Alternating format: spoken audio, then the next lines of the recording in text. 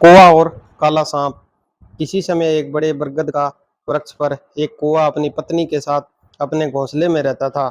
इस वृक्ष की कोटर में एक काला नाग भी रहता था, जो उसके घोंसले में जाकर उसके बच्चों को खा जाता था। एक बरगद का वृक्ष कौवों के रहने के लिए बहुत ही सुविधाजनक था, इसलिए कौवे उसे छोड़कर जाना नहीं चाहते थे। यद्यपि उनके बच्चे उस सांप द्वारा मारे जाते थे। एक दिन कौवे की पत्नी ने उससे कहा, यह भयानक सर्प हमारे बच्चों को खा जाता है, हमें कोई दूसरा वृक्ष ढूंढना चाहिए। कौवा बोला, हम यहाँ बहुत दिनों से रहते हैं और अब इसे नहीं छोड़ सकते। मैं जानता हूँ कि इस भयानक सांप से कैसे छुटकारा पाया जाए।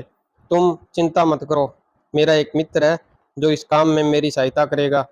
इसके बाद वह अपने मित्र शियार के पास गया, जो एक दूसरे वृक्ष के पास रहता था। उसने उससे उस सांप से मुक्ति पाने का उपाय पूछा।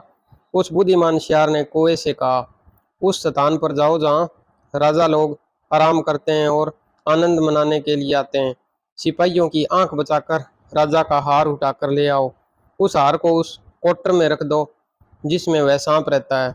कौवा और उसकी पत्नी यह करने को राजी हो गए।